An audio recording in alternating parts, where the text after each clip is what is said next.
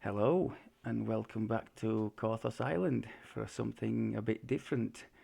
If you've seen the preamble I put, the endless lines of waffle comparing the pure ranged and the mixed ranged, you'll know what this is about. I have Red here on his trusty Reaper steed with his hopefully heroic companion to be. We've got Naslella, a tanky cleric, and in true fashion, I've chosen a little spot away from the crowds to contemplate things and just touch base before we go ahead and do my all-time favourite level 1 quest, the Kenneth Crystal. So, gear-wise is a bit academic for level 1. Is We're here with the trusty Ember longbow, the beginner's thing. Just one or two little bits from the Borderlands with Reaper or Mythic bonuses. Totally unnecessary, but just helps a little bit.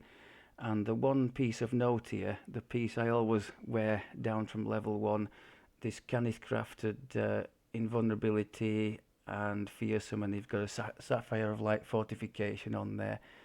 Probably overkill, but the invulnerability does make a difference at these very low levels when opponents are not using magic attacks, magic weapons.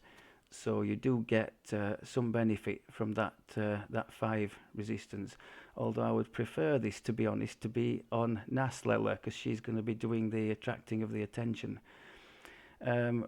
We've done it that way because the aim of this little series is going to be to try and investigate post-update 66 how the ranged build, which was painful to level in the past, I know because I did it with Red, with the bow, how it's changed.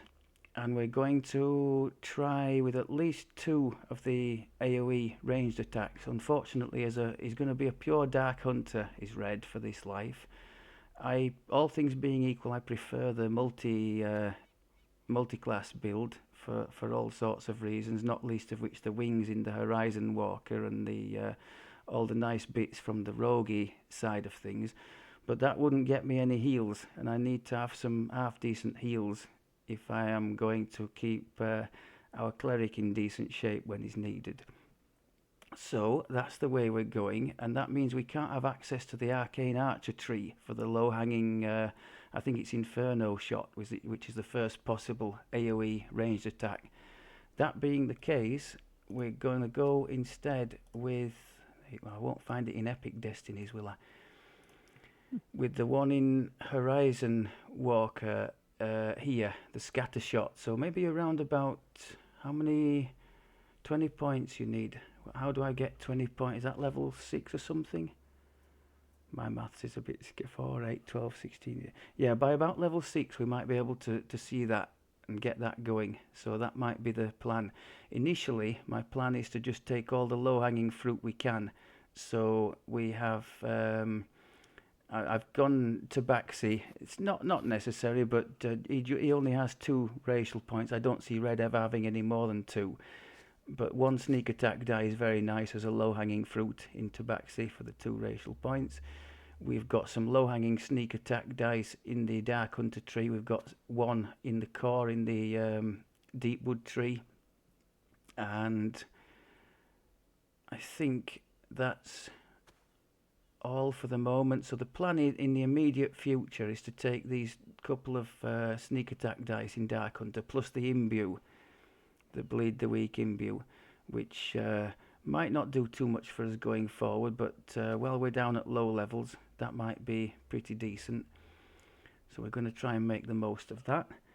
A couple of things to mention that I left out of the preamble, just comparisons, more as much for me as anything else. So Red at cap with the multi-class build had 16 imbue dice and 29 sneak attack dice. He also got extra fort bypass from having the opportunist on the rogue side of things. And, excuse me a second, still recovering from this rotten cough I've had. he had very strong UMD on the rogue side as well, which obviously is going to be a bit of an issue this time around as a pure Dark Hunter. I have been looking, as I think I probably mentioned before, I've been looking into the Tumble side of things, and I have mapped, or at least I think I have. Yeah, there we go. I've mapped my normal wings key. We're not going to have the wings, so I've mapped the wings key to the Tumble thing, because it's just about the only thing he's going to have to try and keep him out of trouble. So as you can see, we've got our two tumble things. I think they come back every 8 seconds, I think. And if I understand it right, I've done a little bit of experimenting in TRing one of my other characters, and up to 35 tumble, you have this fluid forward roll or even sideways roll type action to it. But if you go above 35, it turns into a lunge, and then it's a bit clunky. There's like this bit of a pause before it engages. I don't. It almost seems like you're being penalised for having more than 35. So given that it's a dex skill, I'm not convinced I should put any more than 1 point in there. Just let it build up, because obviously it's a dex build, this. So maybe just let it go up and see where it ends up. You can see at the moment there's still a certain amount of usability there already. So we're going to be giving that a go. See how we get on with that, because that's going to be my only source of wings. No Horizon Walker tier 5s this time, sadly.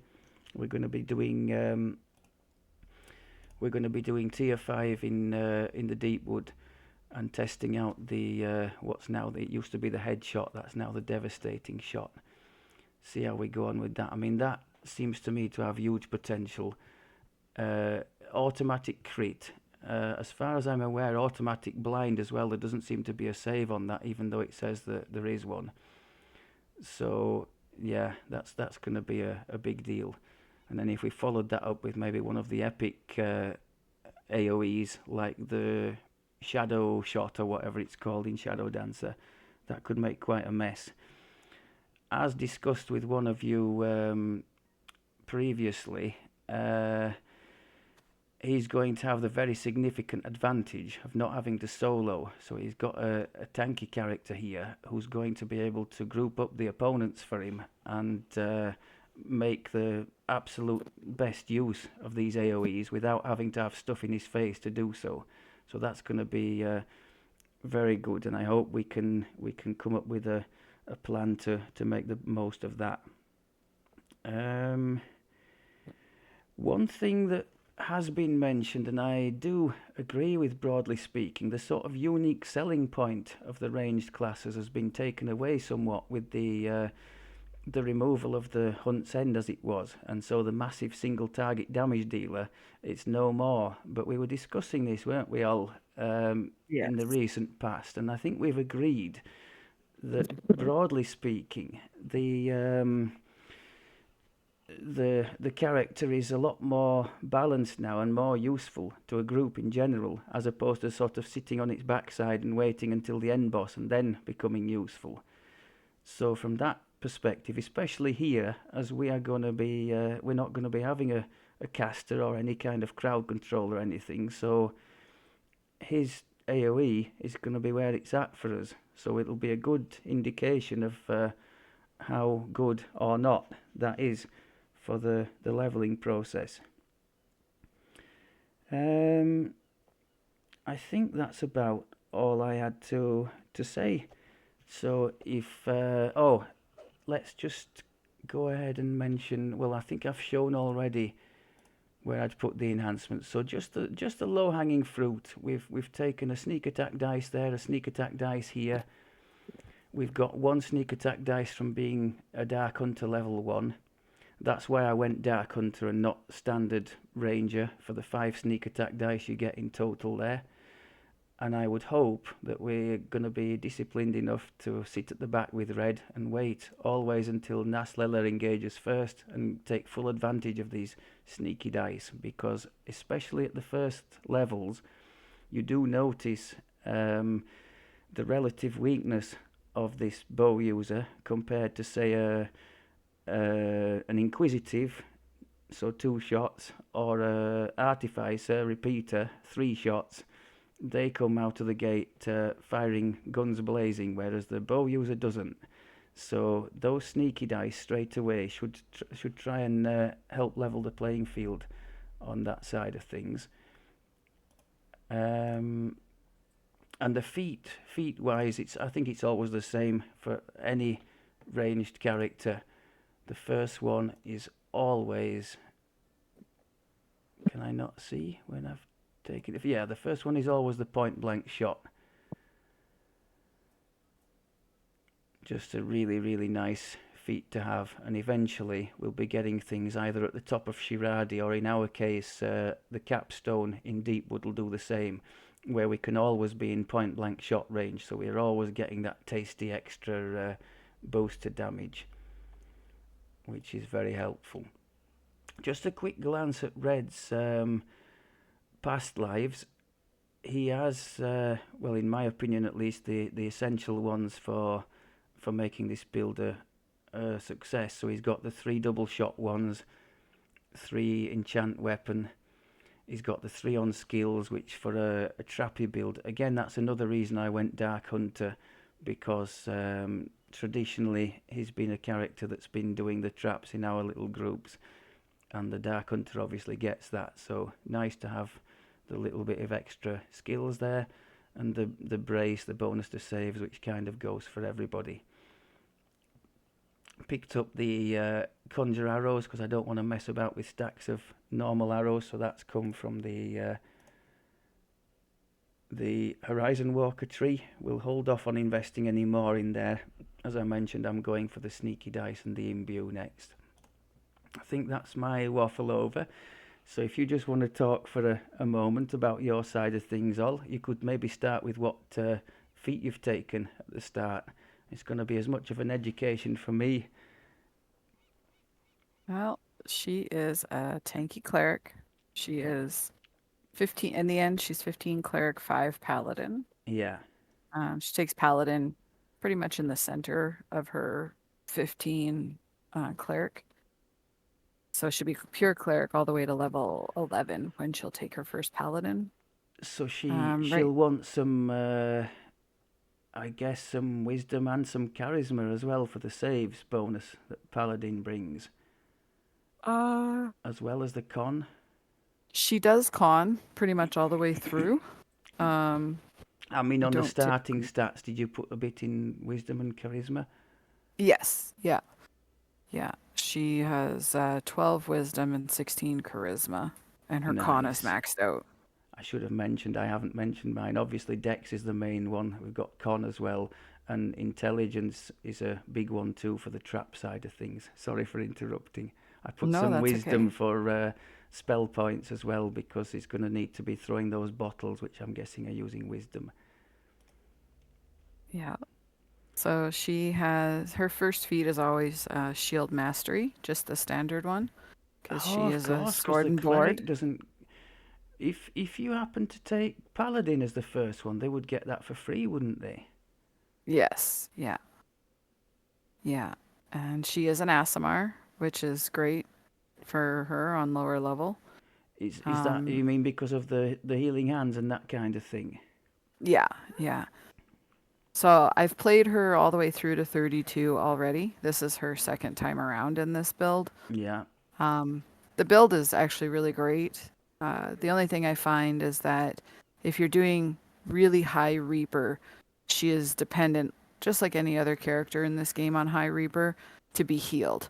She has Yes. to be healed. She can heal everybody around her, no issue. She can keep the group up. She can keep her partner up. That is not a problem.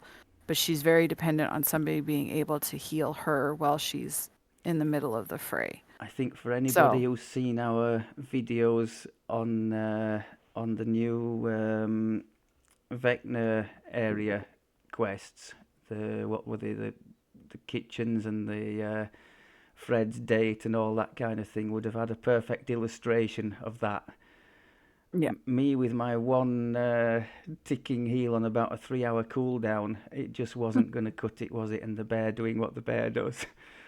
So yeah, Yes. yeah. Yeah.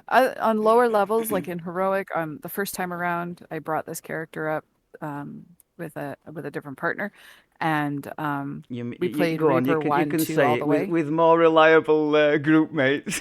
No, Yes. no, that's not true. with, Red's with with awesome. people who actually checked your health bar before you died. Yeah. Lower level, like I said, Reaper one, two. She doesn't really need to be healed. She can pretty much heal herself through it. Yeah. But when we get above, five, when we're in the 6 to 10 range, it's a little sketchy, Fools is especially in epics or legendaries, right? Like, yeah. I my only point of reference is Fool's my druid, and that's kind of cheating because he has quite a bit of healing amp stacked up from past lives and whatnot. But up to and including 6, with the heal spell particularly, he does okay for self healing. But yeah, once you start going above that, the nerf really kicks in. I know some people use a specific, a swap weapon to get Uggins of healing amp and get around it that way. But ideally, it should come from other people, and all things being equal, it would. That's one thing I'd really like to put right this time around, and that's the biggest reason I've gone pure with the build to take advantage of the healing bottles he'll get. I think it's earlier and better than the standard Ranger, isn't it, with the it equivalent is. bottles? Yep. The last partner she came up with was a Dark Hunter, and the healing bottles were amazing. Right. Okay. So I need to remember on that score to pick up um, devotion stuff, don't I? To help. Oh, speaking of, oh, you don't get any spells until is it level 4 as a ranger? I think. Yeah, yeah, you'll be a little bit before you do. Right. I think we've just about covered it. So yeah, you said shield mastery. Is that the plan early doors to go as far down the shields feats as possible, as quickly as you Um, can? her next shield feat isn't actually until her level 12 when she's taking in Paladin. Oh right, right. So yeah, so she does one shield feat and then she moves into like protection. And then she takes some spell metas as well, right? Quicken, Ah right, maximize, I'm with you. Yeah. empower, healing, And protection things is like the that. cleric domain, isn't it? We can talk a bit about that, or rather, Yes. you can, and you can Uh, enlighten me along with some other people, perhaps, because I know very little about that kind of stuff. I'm gonna be honest with you, I know very little as well. We could, I normally play a caster or a ranger, let's be honest. Ranger's my favorite, so we'll the learn as we go. we are gonna learn as we go, yes. I have thoroughly enjoyed playing her though. And taking her to 32 was fun. It's different than what I'm used to. So it has been fun, but typically ranger or caster is where I'm at. Let's just have a quick look about this protection, because as far as I'm aware, each domain gives, is it 3 special abilities or access to spells or something like that. Yeah, level 2 you're getting extra AC, PRR, MRR, which increases as you level up, so that's very good for a tank. When you turn your undead, your party gains a bonus to PRR and MRR equal to twice your cleric level for 20 seconds, so that's a very big deal. Yes. Yeah. And it says your party. It doesn't say anybody, close to you or anything. So you could be halfway across the map and still get the bonus according to this, which would be huge. Permanent shield spell at 5, which is excellent because you probably won't be going into anything which would grant that otherwise. So you'd have to mess about with clickables. Oh, Radiant Force Field as a spell-like ability. Wow. When you Yeah. think of all the astral shards and stuff that people have paid to get those for the Reaper 10 raids and such. Yeah. She gets the bluey orb. Yep. And then you've got more armor class and PRR increased by your cleric level. So yeah, this looks perfect for you, doesn't it? There's Yeah, no her no MRR and fillers in PR there. pretty through the roof when she's at cap. So That's what we like to hear. I think they'll need to be, because Red's going to be a sitting duck. I've got faith in Red. He's got this. Mm, him and his And her right now, because she's level 1, she's not fully geared, obviously. go So on, say she, your stock phrase. She's not built for damage. She well, this one genuinely definitely isn't. is This not. one, is she? I definitely rely on people to kill. I can hold, but they have to kill. Now that's one of the drawbacks, isn't it, with this and most tank builds, with the possible exception of the warlocks we've been trucking around with. Yeah, She definitely needs help, doesn't she, yeah, to level. she But she has a lot to 100%. offer Yeah. to squishy characters like Red here. So I would think that there's a lot of mutual benefit to be gleaned from that. In true tradition, 20 minutes of waffle and hopefully 2 minutes of quest. Now I've chosen this one because alone it can be a nightmare. I'm hoping All's got the Intimidate on her bar Yes, I do. and will stand in front of the crystal area and make full use of that. And I hopefully literally. I'll be able to do some things from behind here.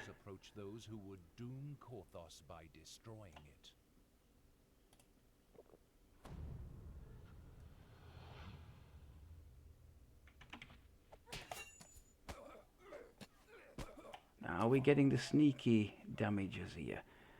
I need to look out for that.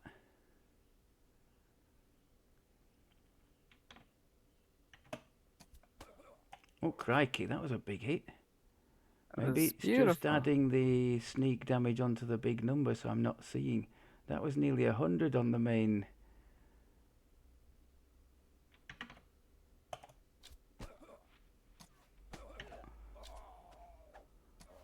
Oh, for a haste boost. I'm so slow. One's got through. I'll... No, intimidate. I am, but it has a cooldown, and sadly, That's it. Just push out a little bit so they perhaps come to you more often. another one.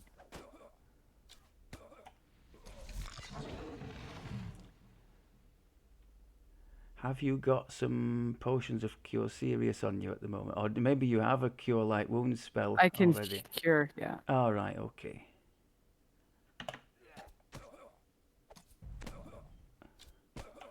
So we saw there the attacker did hit me, but was both feared and did no damage because of the cloak he's wearing. There's 2 in the entrance. I see them. The big guy coming. That's it. Oh, I missed him. 2 left.